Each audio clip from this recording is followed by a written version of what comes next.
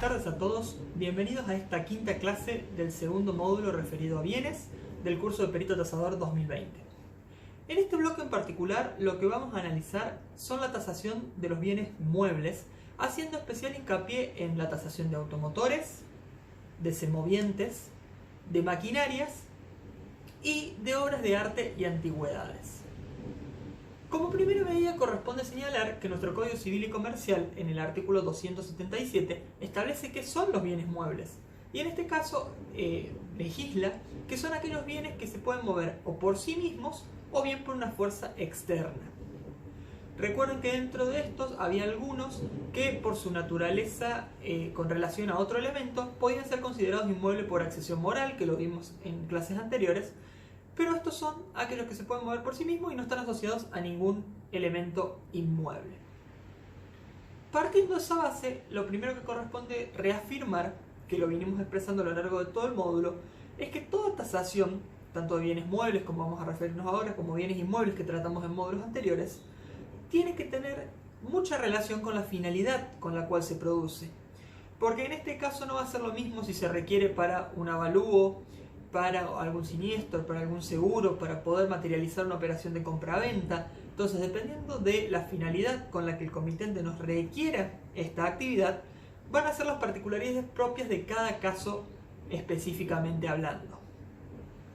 No obstante ello, por regla general, en los bienes muebles lo que se trata de ver es la vida útil y sobre todo las características de apreciación funcional, tecnológica o cuando uno de estos elementos se vuelve obsoleto.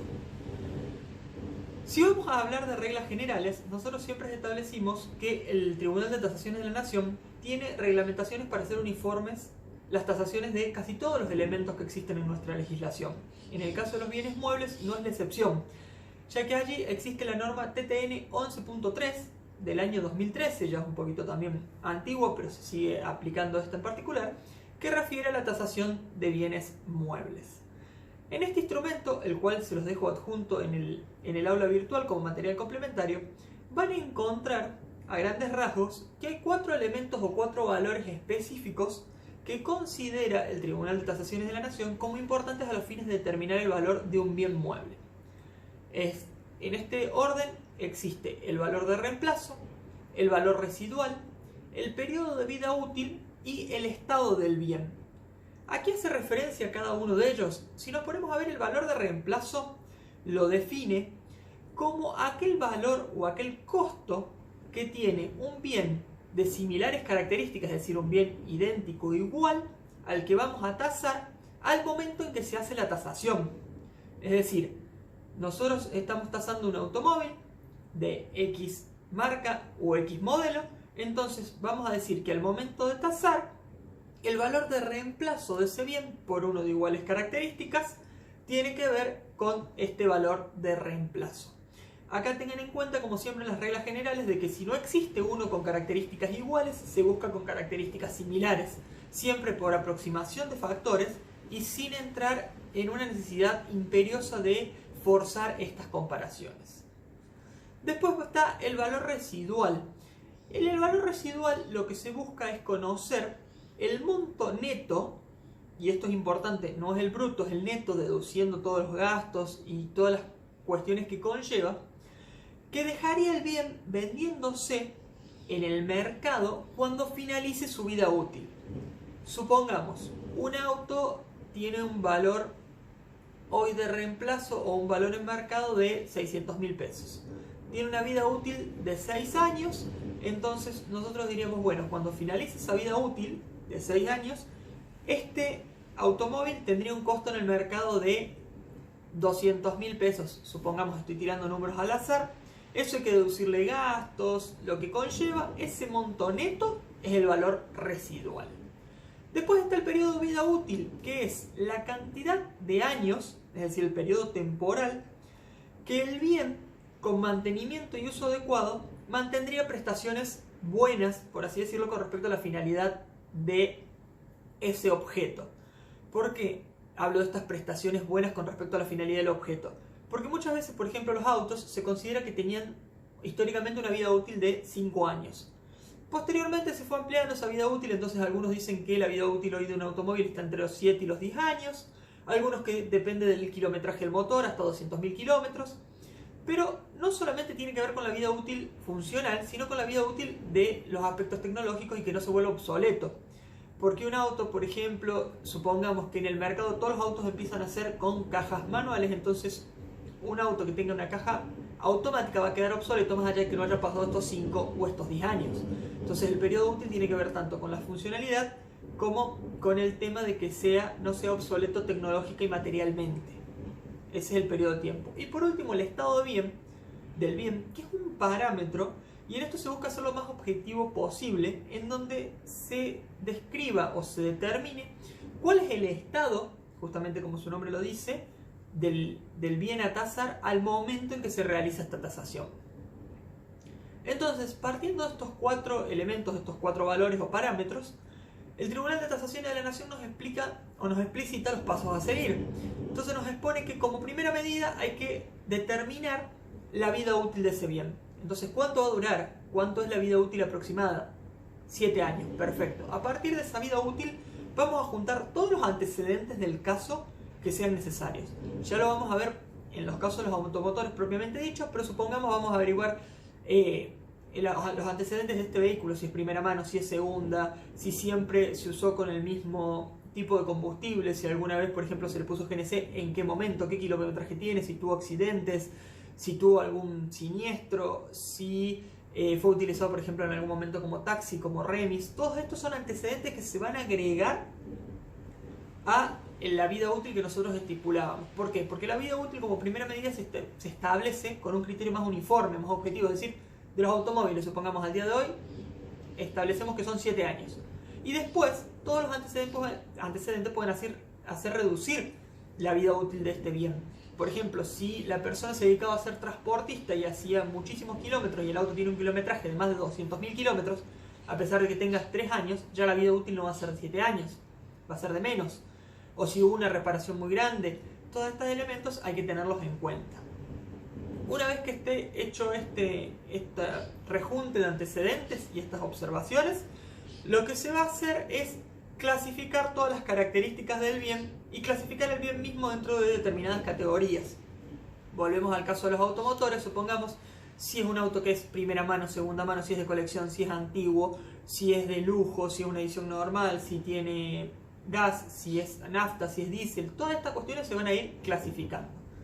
Se determina la antigüedad del bien, es decir, al momento de la tasación, cuántos años ya lleva ese bien, desde el momento de la adquisición hasta el momento en que se vaya a hacer la tasación, y a partir de allí se saca la vida remanente. Y esto es lo que tenía que ver con lo que decíamos con respecto a los antecedentes propios del caso, porque puede ser que la vida útil del bien sea 7 años, pero la vida remanente de ese bien en particular sea menor por determinadas circunstancias, ya sea un choque, un cambio de motor, mucho kilometraje o alguna cuestión de estas características.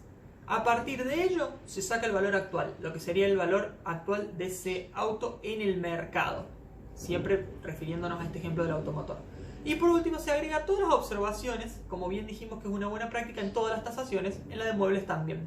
Todas las observaciones que pueden hacer merma o pueden aumentar el valor de dicho bien, sobre todo teniendo en cuenta las particularidades de la funcionalidad o la determinación del fin con el que se hace la tasación. Por ejemplo, si alguien nos pide que hagamos una tasación de un bien automotor para, por ejemplo, dedicarse al transporte de materiales o, por ejemplo, al transporte de alumnos escolares, nos establece que hagamos tasaciones de camionetas tipo van para escolares. Nosotros vamos a poner en observaciones, suponiendo el caso, si tiene los neumáticos cambiados es muy poco, si tiene el ITB realizado, el estado de los tapizados, es decir, estas observaciones que pueden hacer aumentar o disminuir el valor de la tasación de ese bien. Ahora bien, una vez que dijimos los parámetros más característicos de la norma TTN 11.3 del Tribunal de Tasaciones de la Nación, vamos a irnos específicamente a lo que es la tasación de los automotores. Esta es una de las que se da más en la práctica, pero fíjense cómo muchas veces se está dado por personas como mecánicos o particulares con una experiencia de algún oficio, pero no está profesionalizada muchas veces, porque no es que las personas vayan y encarguen directamente a un perito tasador que vaya y haga un peritaje sobre un automóvil. ¿En qué casos se da más? En los casos de siniestros, de seguros, por ejemplo, cuando quieren hacer un seguro sobre un automotor que no sea cero. En ese caso va un perito, establece las condiciones en las que está el automotor y a partir de allí le establece qué tipo de póliza se le puede dar, cuál es el monto que se le va a asegurar y todas estas cuestiones. En la práctica, cuando se hacen generalmente compraventa, es más la observación de un mecánico o alguien que tenga oficio por sobre algún peritaje oficial. Pero igualmente está contemplado este peritaje y es muy importante en muchos momentos. ¿Cuáles son los parámetros, los tres parámetros principales que vamos nosotros a determinar que se aplican en la tasación de un bien automotor? Por un lado tenemos el kilometraje, por el otro lado tenemos el aspecto y por el otro lado tenemos la mecánica. Nosotros vamos a dejar asentado que serían los tres aspectos principales o parámetros principales a considerar. El kilometraje por una relación totalmente proporcional. A mayor kilometraje, menor va a ser el valor del vehículo porque implica que tiene mayor desgaste.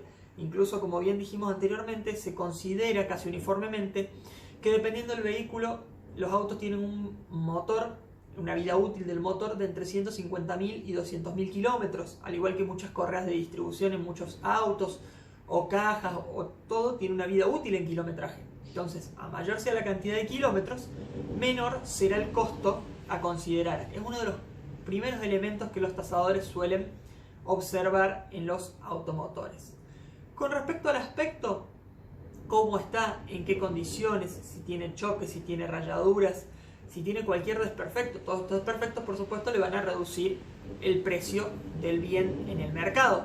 Y después la mecánica en general, cómo se encuentra mecánicamente a nivel de motor, amortiguadores y además mecánica de otros elementos que son accesorios, pero hoy por hoy mucha gente los utiliza como indispensables. Aire acondicionado, se va a ver el tema de los airbags, el tema de los ejes, la distribución, las correas, las mangueras del motor. Todos estos elementos se tienen que tener en cuenta.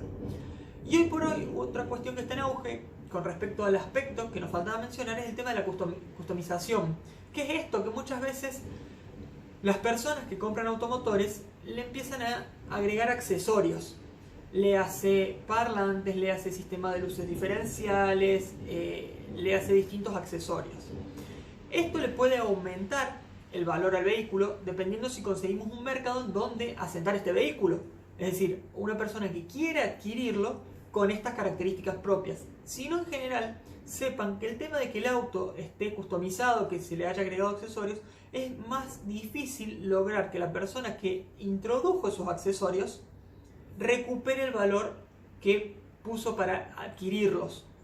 ¿Por qué? Porque a las personas normalmente no les interesa las luces de distinta capacidad o que el auto esté modificado en ciertas estructuras, e incluso algunas personas reducen el precio porque buscan que todos los automotores estén con sus accesorios originales. Entonces, que le quiten los accesorios originales para ponerle uno customizable implica que esto va a hacer disminuir el costo de este automotor. No obstante, a partir de estos tres parámetros, lo que se establece es que se van a hacer índices. ¿Cómo se hacen estos índices? Dependiendo de la cantidad de kilometraje, el aspecto, la mecánica, se va a puntuar cada uno de estos parámetros y se va a hacer una escala entre 0,9 y 1,3. El 1 sería la normalidad de los casos. El 0,9 se le impone a autos donde el parámetro sea malo o regular o inferior a lo esperado. Por ejemplo, si estamos buscando un auto y el auto tiene 300.000 kilómetros, el parámetro kilometraje va a ser de 0,9. En cambio, por ejemplo, si la mecánica está impecable o está perfecta o el motor está perfectamente conservado, el parámetro de la mecánica va a ser de 1,3. A partir de esa cuestión, nosotros vamos a poder determinar el mayor o menor valor que puede tener este bien con respecto a la tasación que estamos realizando. Es importante considerar que a partir del análisis de opiniones de expertos, de peritos judiciales y de peritos aseguradores en mecánica, lo que ellos establecen como elementos a considerar o a tener en cuenta al momento de observar primordialmente un vehículo son, primero, el tema de los elementos de los autos que tengan más de 25 años.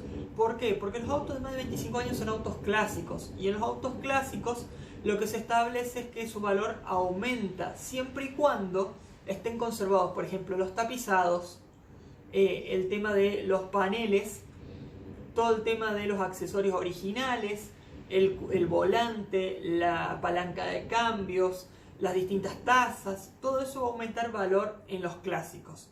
Y por otro lado tenemos los autos exclusivos, que son autos en donde hay pocos, entonces son raros por su escasez. Entonces en estos casos incluso puede darse el supuesto en que un auto segunda mano de este tenga mayor valor al costo que se pagó al momento de adquirir. ¿Y por qué es esto? Porque quedan pocos. Entonces al quedar muy pocos las personas pagan muchísimo valor. En el caso de los autos exclusivos que fueron discontinuados o que hubo pocos a la venta, entonces los que van quedando van aumentando progresivamente su valor. Siempre analizando y teniendo en cuenta todos los otros elementos que dijimos anteriormente. Otro de los métodos que se utiliza también para el cálculo del valor de los automotores es el método lineal. Y este es uno de los más simples y por ahí más aplicados en los casos de pericias judiciales. ¿Qué es el método lineal? Aquel que analiza el estado de depreciación del automotor y a partir de allí y de un cálculo matemático saca un porcentaje y reduce el costo. Entonces, ¿qué hace este bien? Supongamos, lo que se establece es cuál es el valor del auto a nuevo. Supongamos, 400.000 pesos. Perfecto, de esos 400.000 pesos, ¿cuál es la vida útil del auto? Supongamos, en un caso hipotético, el auto tiene una vida útil de 4 años. ¿Cuánto es la antigüedad de ese auto? 1 año. Entonces calculamos ese 1 por 100 dividido 4 para sacar cuánto es la depreciación de ese año porcentual sobre el valor. Entonces en este caso 1 año tiene una depreciación del 25% sobre la vida útil del mismo. 1 año sobre 4 es el 25%. Sacamos cuánto es ese 25% sobre el valor total, que sería 100.000 pesos, y entonces hacemos el valor a nuevo, 400.000, menos los 100.000 de esta depreciación, y sacamos que el valor de mercado hoy del auto es de 300.000 pesos. Ese sería el método lineal. Y para aplicar este método lineal, más allá de estas fórmulas, también se consideran diferentes elementos que nos recomiendan que sean, por ejemplo, en una primera instancia, los puntos de soldadura de la parte externa del automóvil, de la carrocería, ya que muchas veces de ahí se pueden determinar si hubo choques o si fueron modificados. El tipo de automotor, si es familiar, si fue utilizado para trabajo, si fue taxi, si fue remis. El estado funcional, el estado mecánico, el estado técnico, cómo están sus accesorios, cómo está la pintura, que es muy importante. El tema si fue repintado, porque así podemos ver si hubo o no desperfectos o algún arreglo que no se esté denunciando. Es muy común que se diga que los automóviles, por ejemplo, no tuvieron choques, y cuando se va a ver los puntos de soldadura, se ve que ahí hubo una modificación y por ende se cambió, o los microbollos se ven con un tema de que la pintura tiene un matiz diferente. Y el último de los elementos es el estado jurídico del bien. No es lo mismo el valor de un automotor que venda a una persona que tiene todo en regla a, por ejemplo, el valor de un automotor que se encuentre dentro de un proceso de herencia o testamentario, o que esté en discusión, que se necesite una autorización judicial, que no esté disponible automáticamente, que esté judicializado. Todas estas cuestiones reducen el costo del valor de este automotor. A continuación, lo que vamos a hacer es la primera pausa, como hacemos en todas las clases, de 10 minutos. En los primeros 5 les dejo las actividades en pantalla para que las puedan ir resolviendo. Y en los otros 5 restantes lo que vamos a hacer es que yo me voy a quedar en el chat por si les surge alguna duda o consulta, para que puedan ir preguntándome acerca de esos temas o de esas dudas. Al regreso lo que vamos a analizar va a ser la tasación ya referida a los semovientes, a las maquinarias y a las obras de arte y a las antigüedades, con las particularidades que implica cada uno de ellos. Asimismo, vamos a analizar las respuestas a las actividades que les he dejado en pantalla.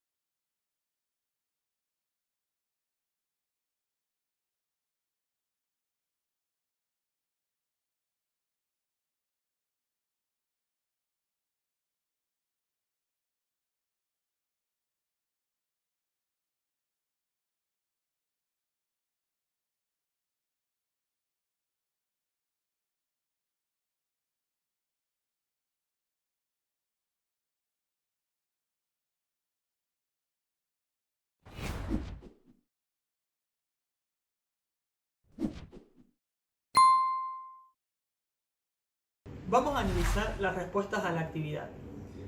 La primera consigna, que consistía en unir con flechas, tenemos que el valor de reemplazo es el equivalente al momento de la tasación. La vida útil es el tiempo que en condiciones de normal mantenimiento y uso el bien va a subsistir en su funcionalidad. El estado es el parámetro objetivo que nosotros decíamos para determinar cómo se encuentra el bien al momento de la tasación, y el valor residual es el monto que podríamos sacarle en forma neta a la venta del bien al finalizar su vida útil o cuando ya esté extinguido su funcionalidad. La siguiente pregunta, los parámetros a considerar son los kilometrajes, el aspecto y la mecánica. La tercera pregunta es falso, ya que se consideran antiguos o de colección después de los 25 años, no de los 20. La cuarta pregunta, en este caso aplicando el método lineal, el valor sería de 392.865 pesos. Recuerden que teníamos que sacar el porcentual de depreciación y aplicárselo sobre el costo del vehículo originalmente. Y el último es verdadero, ya que por la escasez puede ser que este costo sea mayor al valor por el cual se adquirió. Antes de continuar con el tema de los semovientes, lo que vamos a remarcar, que este fue un punto que olvidé mencionarles al momento de tratar los automotores y que es importante, es que hay determinados fines para los cuales la tasación de los automotores devino obsoleta. Por ejemplo, para cuando se hace una transferencia automotor. En este caso, para el pago de los impuestos, es decir, para el tema impositivo, no va a importar las condiciones en las que se encuentra el vehículo, porque la Dirección Nacional de Registros de la Propiedad Automotor establece un parámetro completamente objetivo. Ellos ya tienen una tabla realizada donde cada vehículo de cada marca, de cada modelo, de cada año ya tiene un valor preasignado, sin importar el costo real de la operación o el estado de conservación del inmueble.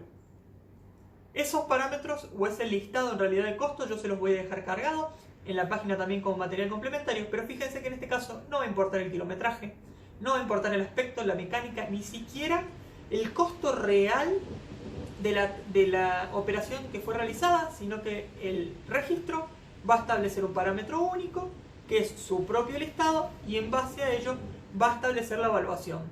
Similar hace la Administración Federal de Ingresos Públicos al momento de determinar el valor de los bienes para el impuesto a las ganancias o a los bienes personales. Esto se los dejo a modo de dato de color para tenerlo en cuenta con respecto a los fines en los que se realiza la tasación. El siguiente tema que vamos a referir es la tasación de los semovientes. En este caso, la tasación de los semovientes debe ser realizada por un perito veterinario, que es el especialista y el que va a conocer las características propias de estos semovientes y va a poder determinar a ciencia cierta cuál es el valor que tienen estos bienes en el mercado. ¿Y por qué se realiza esta tasación? Porque los semovientes también son un activo. Entonces, si nosotros tenemos ganados, caballos, vacas, ovejas, caprinos, cualquier semoviente o cabeza de ganado, ya sea mayor o menor, vamos a poseer un activo y por el cual vamos a querer saber su valor para poder hacer una evaluación de los activos que tenemos, de nuestro emprendimiento, de nuestro propio patrimonio, o bien pueden ser con otras finalidades, como por ejemplo para seguros, para asegurar estos animales, para saber el valor de nuestro patrimonio, para realizar una operación de compraventa, es decir, para saber a qué precio lo vamos a vender o lo vamos a comprar, o bien si sufrimos algún tipo de daños, algún tipo de siniestro, en este caso se va a determinar el valor para las indemnizaciones o para aquello que sea necesario en el marco de ese proceso. Por consiguiente, tiene utilidad y se utiliza a grandes escalas, más allá de que nosotros por ahí, por encontrarnos muchas veces en la ciudad, no lo tengamos tan en cuenta en particular. Una cuestión es, con respecto a la tasación de los semovientes, es qué elementos vamos a considerar al momento de establecer cuál es el valor de esos semovientes. Por un lado vamos a considerar la raza, uno de los primeros elementos a considerar, porque hay razas determinadas de semovientes que tienen mayor valor que otros. No lo lleven todo a lo agrícola, podemos pensarlo incluso en el caso de un perro. Un perro es un semoviente, es un animal doméstico que al momento de ser tasado, por ejemplo cuando se venden ejemplares con pedigree o de buena raza, justamente lo primero que se ve es esta raza. ¿Qué raza es? Si es Ustedes saben, por ejemplo, los perros labradores tienen una variante que es europea y una variante que es americana, entonces se distingue el valor entre una y otra y a partir de la raza se aumenta o disminuye su valor. La morfología del animal, es decir, la forma. Fíjense, por ejemplo, en el caso de las tasaciones de ganado, cuando van a tasar a los toros, la morfología es muy importante por el tamaño, porque se presume que las crías van a tener un tamaño, una morfología similar a el padre. Después también la forma y la composición de las regiones corporales y de la variación morfológica, es decir, la forma en la que se establece. Cuando muchas veces se venden animales para todo lo que tenga que ver con cruzar los animales con la cría, también se tiene muy en cuenta todas estas cuestiones.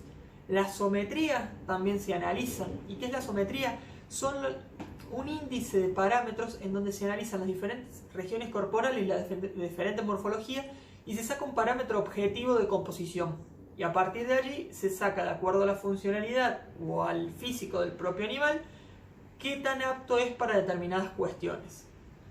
Después la valoración morfológica, que tiene que ver mucho con este parámetro de la sometría que les explicaba. La productividad, es decir, si por ejemplo va a ser un toro reproductor, la cantidad de crías o la cantidad de veces que ha servido, o si son vacas para tambo, por ejemplo, cuál es la productividad de leche que se le puede extraer a la misma.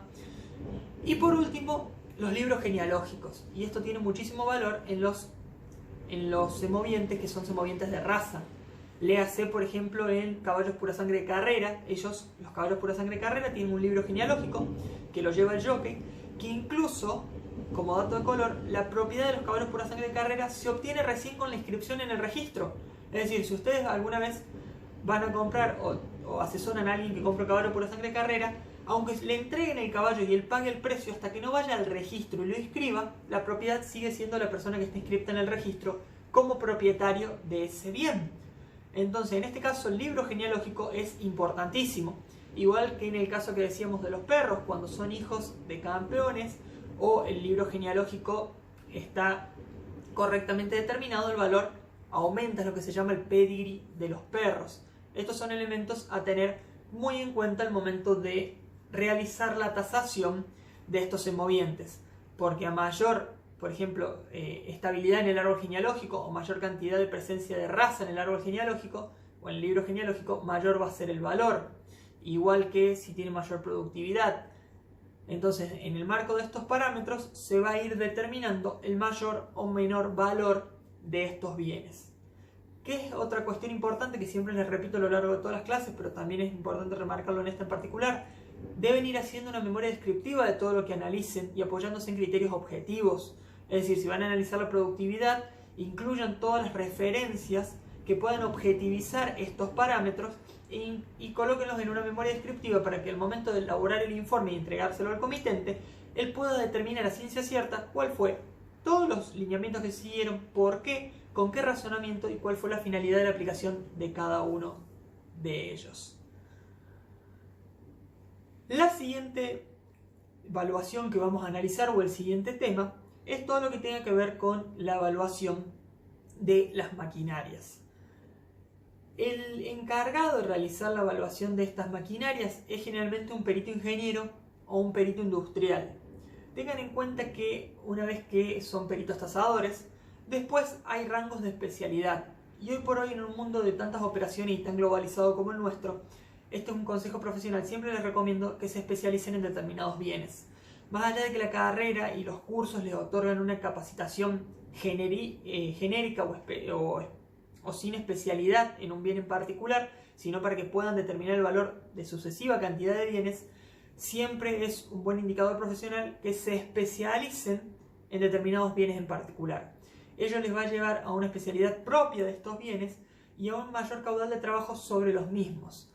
Hoy por hoy, el perito genérico, que podría tratar todos los temas, nunca va a ser preferido sobre uno especial de determinados parámetros. Por eso busquen un área de expertise que les sea propio, que les guste, y especialícense a fondo en estas cuestiones para tener mayor profesionalidad en lo que hacen.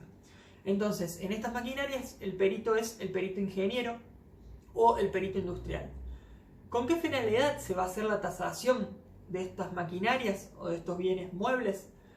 Con compraventa, una de las primeras y principales al momento de vender o comprar. Tengan en cuenta que muchas veces estas maquinarias no se tasan en forma unitaria, sino que se tasa una flota de estas maquinarias, porque muchas veces son sobre operaciones grandes, o bien puede ser, si es una en particular, con las circunstancias referenciales a ese caso concreto. Se ven donde mucho esto de las maquinarias en el tema agrícola, las cosechadoras, las sembradoras, todo esto se va a tasar al momento de la venta. También con respecto a los seguros, al momento de asegurar hay que ver cuál es la base económica, cuál es el monto que se va a asegurar y por eso se hacen tasaciones. También con respecto a los fines fiscales, y acá tengan en cuenta que muchas veces pasa lo mismo que con los automotores. Los entes fiscales, como AFIP en particular, ya tienen una tasación propia y objetiva de los bienes independientemente del Estado, por ende muchas veces no se aplica esta cuestión. Pero si por casualidad se permitiera la presentación de una tasación a los fines de determinar el mayor o menor índice de impuesto, en ese caso sería necesaria una tasación por un profesional de la materia. Y por otro lado, o una de las últimas finalidades que se pueden aplicar para la tasación de las maquinarias, es el tema de la evaluación de la empresa. Yo tengo una empresa, tengo cierto caudal de maquinarias, para saber cuánto vale mi empresa necesito saber cuánto valen esas maquinarias, porque la empresa no solamente se compone de las instalaciones, el valor llave y la clientela, sino también de los bienes como la maquinaria que tiene en su acervo patrimonial. ¿Cuáles son los factores que vamos a analizar o vamos a tener en cuenta para poder determinar cuál es el valor de estas maquinarias? Por un lado, son 8 en particular, vamos a ir específicamente uno por uno. Primero, la característica de la maquinaria: tipología, potencia y tracción. Esos son los 3 elementos que vamos a ver dentro de lo que son las características de la máquina, sumados a las características mecánicas y ergonométricas o ergonómicas. Entonces vamos a analizar el tipo de combustible, el tipo de tracción, qué capacidad tiene el motor, qué capacidad de carga tiene, la velocidad máxima, el año de fabricación, cuánto es la capacidad que tiene el motor, es decir, la vida útil que le resta al motor, cuántos kilómetros ya se ha utilizado dicha maquinaria. Entonces decíamos, primer punto, las características, y adentro está la tipología, la potencia, la tracción y las características mecánicas y ergonómicas. Después vamos a ver la depreciación del bien, desde el momento de la compra. ¿Cuántos años ya han pasado? ¿Cuánto se ha depreciado? Acá se podría aplicar el método lineal. ¿Cuál es el valor que perdió con esa depreciación? ¿Qué porcentaje? Vamos a ver el valor a nuevo para poder determinar esto. ¿Cuánto saldría este elemento nuevo? ¿Cuánto sale uno similar en el mercado al día de hoy? Vamos a ver la antigüedad, y esto lo vamos a relacionar con la depreciación. A mayor antigüedad, mayor depreciación. Y recuerden esto que decíamos, que la depreciación no es solo por el tiempo transcurrido, sino por la forma de uso y la forma de mantenimiento que se le fue dando durante todo ese tiempo. Es decir, si se lo utilizó muchísimo y se le dio poco mantenimiento, el estado de depreciación va a ser mucho mayor en menor tiempo. En cambio, si se lo conservó en muy buen estado, con buen estado de conservación, y por ejemplo se lo utilizó poco, el estado de depreciación será mucho menor. El desgaste que ha tenido, y en este desgaste se ve el desgaste tanto material como funcional, el desgaste de los neumáticos, del motor, de las correas, de las distintas elementos, pastillas de freno en su caso, si fueron por ejemplo maquinaria agrícola, de todo lo que sean las pinzas de corte, los elementos de tracción, todo eso se tiene que ir analizando.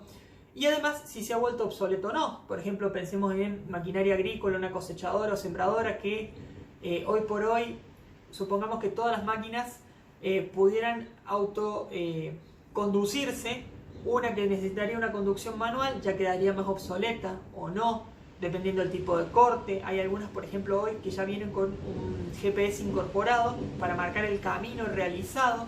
Por ejemplo, si no lo tiene, ya también van quedando obsoletas en el mercado. Eso ténganlo muy en cuenta.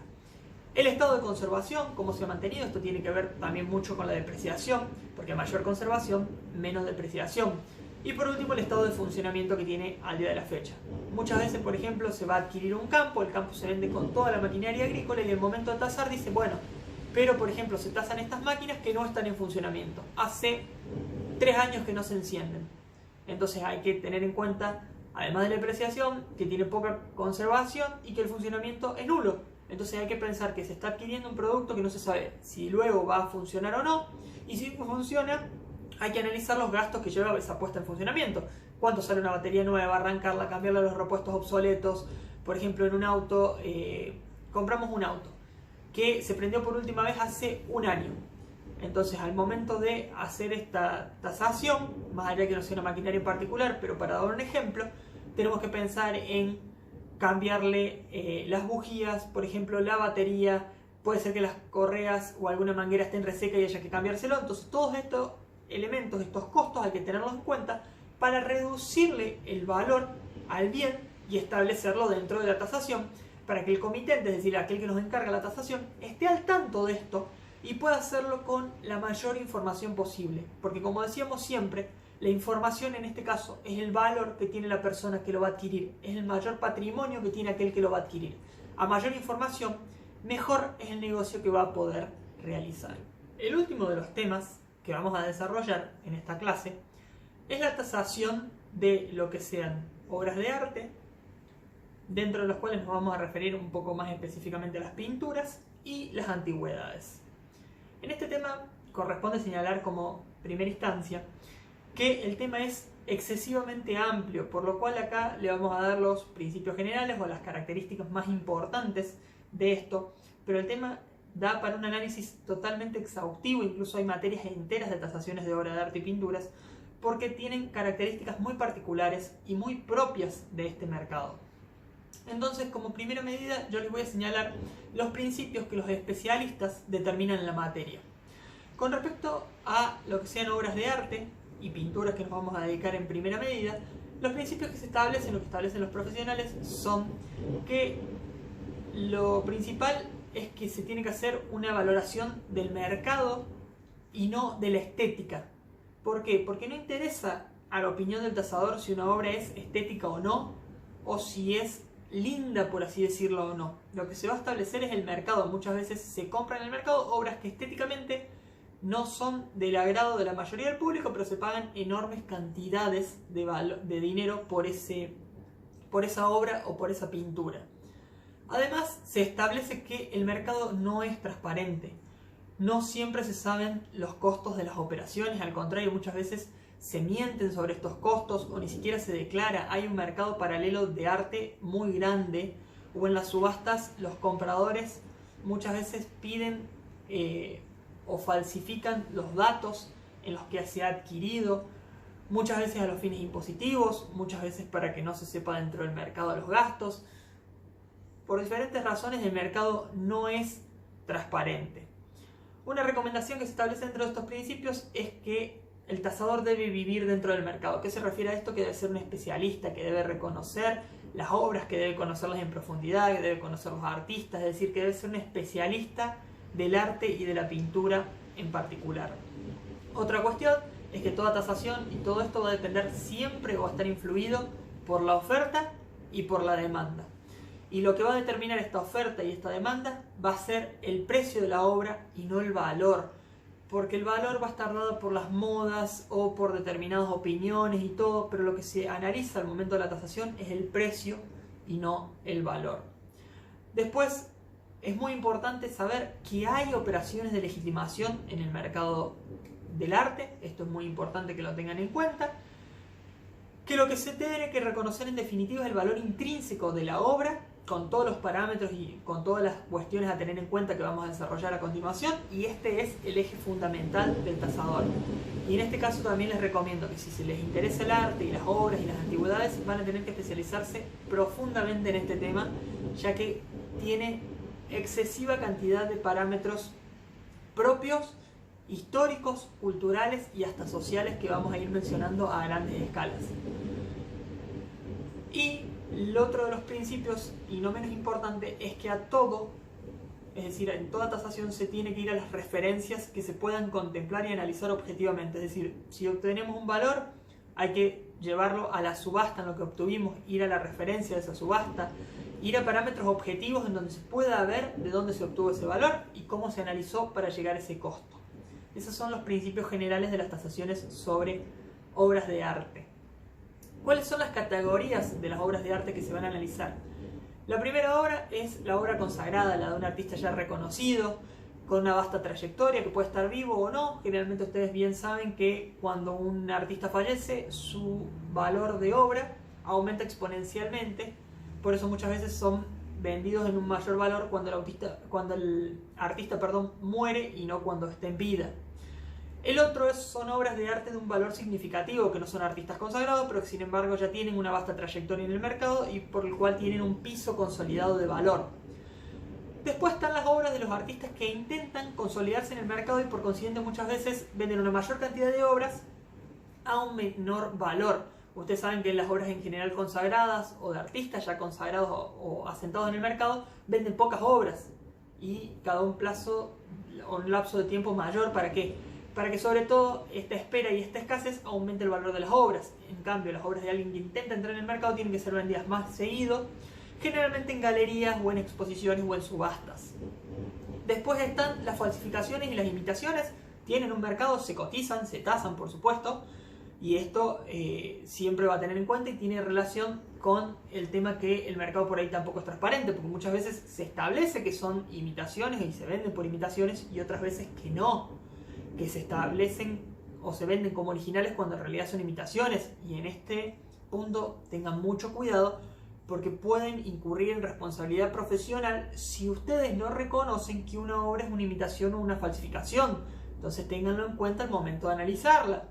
Y por último está la categoría de los dibujos y los grabados, que son la última categoría a analizar. ¿Cuáles son las variables que se tienen en cuenta al momento de determinar el valor de una obra o una pintura específicamente, que los vamos a relacionar? La primera y principal es el artista. Como decíamos, un artista de renombre tiene un mayor valor que un artista que recién está entrando al mercado, un desconocido. Entonces, al momento de analizar, se tiene en cuenta quién es el artista, si es de amplia trayectoria, si obtuvo premios, si no, si es reconocido, si se encuentra en actividad, si tiene más obras, porque por ejemplo, no sé, supongamos una pintura hoy de Van Gogh que apareciera a la venta, va a tener muchísimo valor. ¿Por qué? Porque no existen más pinturas y él ya no está vivo para seguir pintando. Entonces la escasez y la rareza de esa obra, más la fama del artista, va a hacer que tenga un valor exponencial con respecto a obras de un pintor que por ejemplo podría seguir pintando. O supongamos una obra hoy que haga un pintor que fallece el mes siguiente, va a aumentar su valor porque es la última obra de este artista, o porque ya no pueden haber más obras en particular. Después se va a analizar la escuela o el movimiento artístico. Dependiendo de qué escuela sea, se le aplica mayor o menor valor. Después las dimensiones de esta obra, es decir, el tamaño. Ustedes saben que casi siempre las obras de mayor tamaño disminuyen el costo.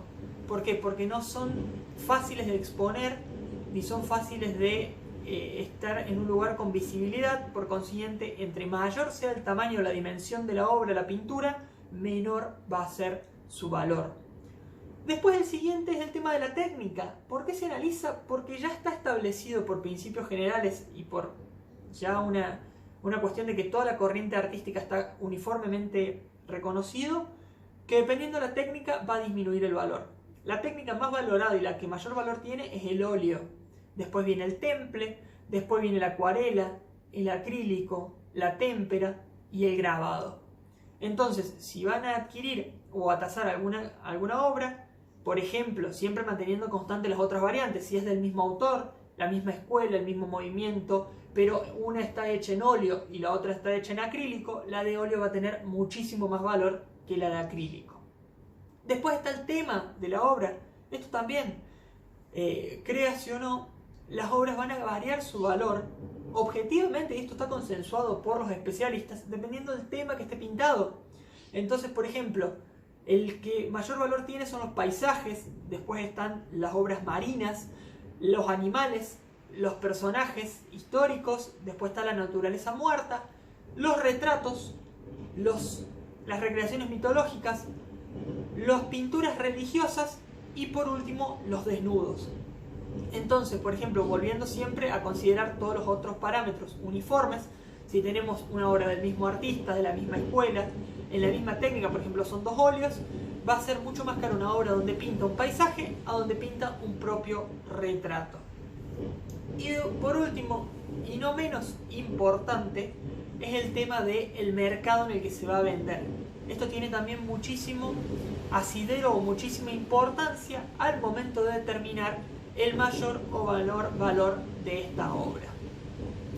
Un punto importante que yo les remarco, y ténganlo muy en cuenta al momento de hacer las tasaciones, es que el tema impositivo en la Argentina es muy importante sobre las obras de arte. ¿Por qué? Porque todo comprador de obra de arte va a tener que pagar el 21% en concepto impositivo. Este 21% se reduce al 10,5% si esta persona acepta exponerlo a favor de la Secretaría de Cultura, es decir, a favor del gobierno. Es decir, cuando el gobierno quiere exponerlo, él presta su obra o lo deja en exhibición en estos centros que establezca la Secretaría de Cultura. Pero si no, el 21% se debe abonar en concepto de impuestos. Y esto es la causa principal del principio que les decía al comienzo, que era que el mercado no es transparente. Las personas que por ahí quieren adquirir una obra de arte no quieren estar dispuestas a pagar el 21% en concepto de impuestos.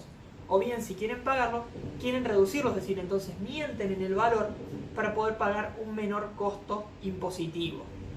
Pero ténganlo en cuenta al momento de hacer su memoria descriptiva para determinar sobre el valor ese porcentual extra, porque lo va a tener que pagar la persona que lo vaya a adquirir.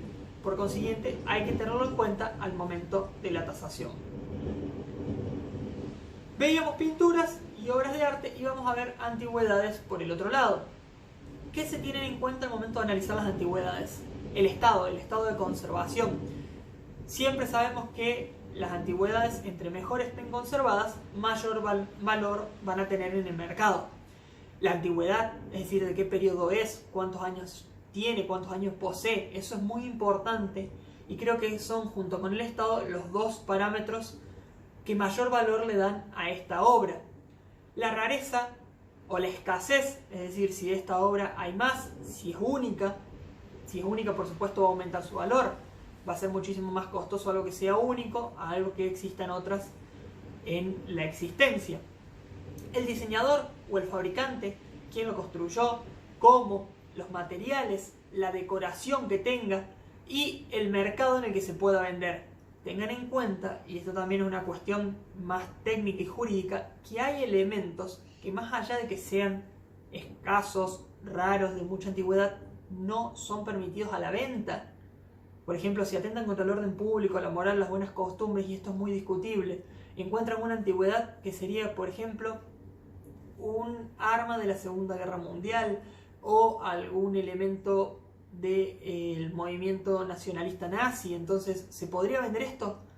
¿Estaría habilitado el mercado? ¿Está prohibido por ley? Estos son elementos a analizar. Y también el mercado, si hay quien compre. Por ejemplo, imagínense que hoy por hoy encuentran, no sé, un hueso de algún dinosaurio de la era de una era muy antigua y digan que quieren venderlo. ¿A quién? ¿Cuál es el mercado? ¿Hay una sola persona que lo compra? ¿Están los museos? ¿Organismos oficiales? ¿A quién se puede vender? ¿En este mercado es monopólico? ¿La persona que lo va a comprar es el único que puede colocar el precio? No. ¿Hay postores? ¿Hay oferta? ¿Demanda? Si es uno solo, va a ser determinante la opinión de este para el precio. Si no, se puede negociar. Todas estas cuestiones son muy importantes a tener en cuenta. Y con esto se llega, con todos estos factores, se llega a determinar un valor intrínseco de esta obra o de esta antigüedad. Y lo que se considera es que el valor va a ser invariable por el plazo de 10 años. Pero ojo, acá ténganlo en cuenta que al momento de tasar obras artísticas como también antigüedades, el valor generalmente, y casi en el 100% de los casos les diría, es un valor en moneda extranjera, un valor en dólares. Por consiguiente, más allá de que el valor sea fijo durante 10 años, la evaluación que se hace de esa moneda al momento de la compra va a cambiar el valor en pesos.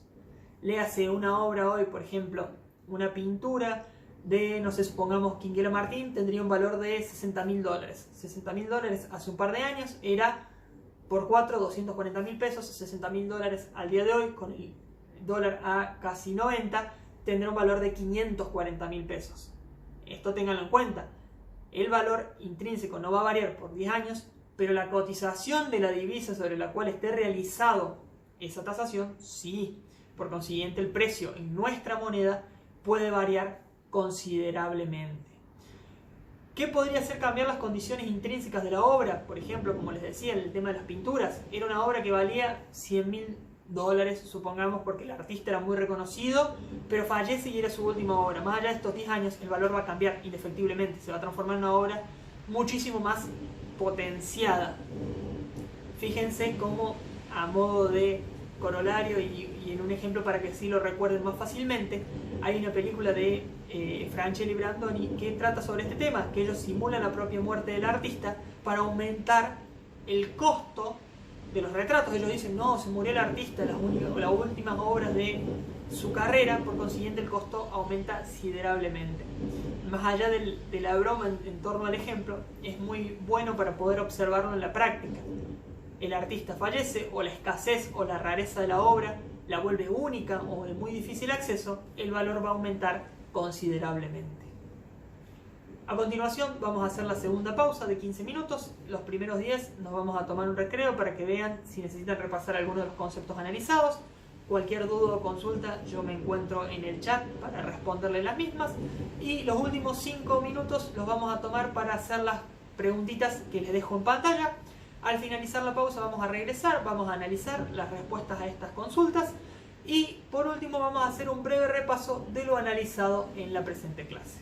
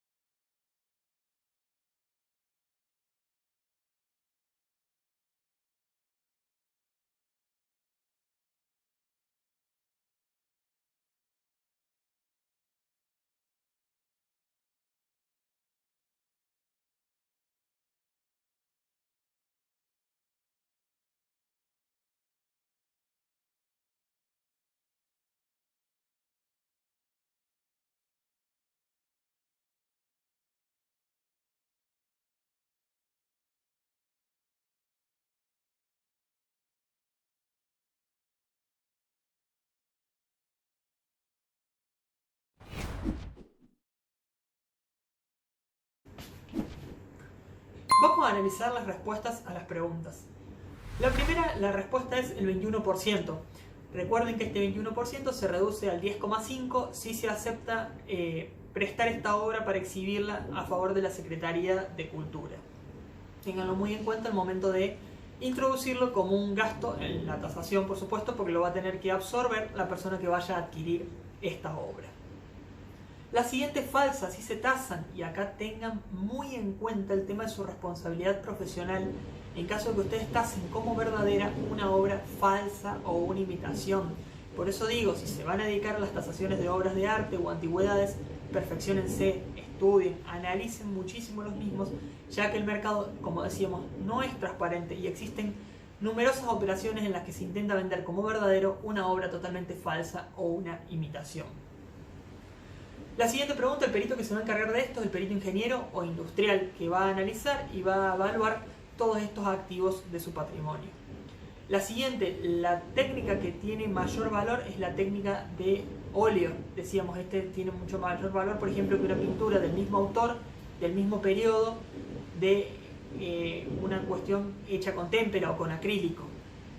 La siguiente es verdadera, son más valiosos, por supuesto, los religiosos que los desnudos, pero en este caso recuerden la categoría que les decíamos, primero los paisajes, después, por ejemplo, se encuentran los hechos históricos, después los religiosos y por último los desnudos.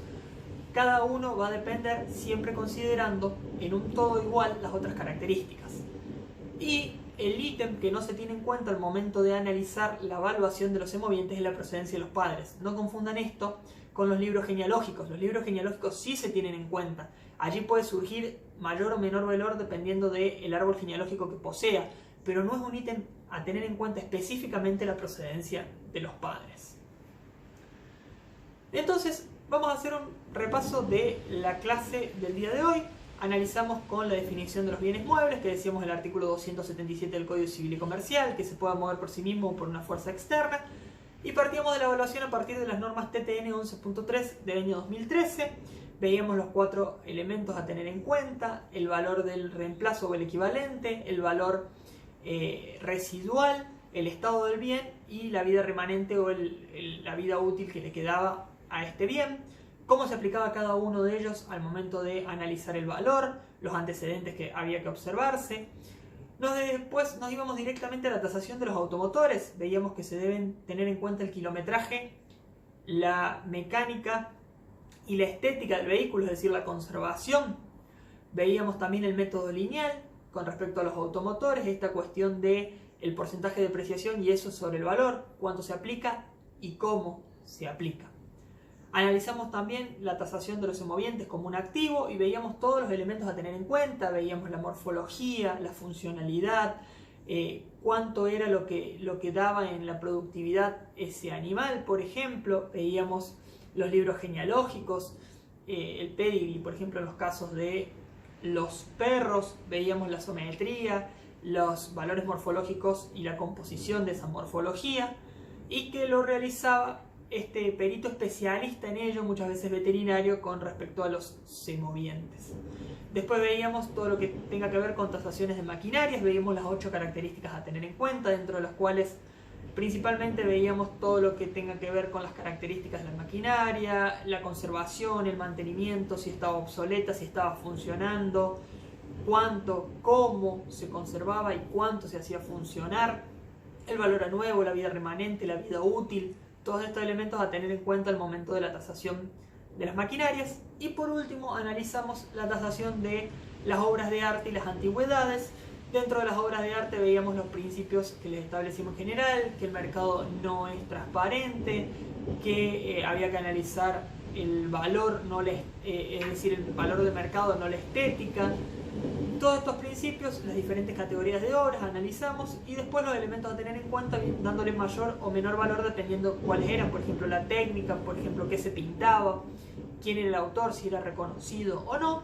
Y por último en las antigüedades, teniendo en consideración todo lo que tenga que ver con la antigüedad, el estado de conservación, la decoración, si existía un mercado para ello, y también el estado en que se encontraba y la escasez o rareza de esos elementos.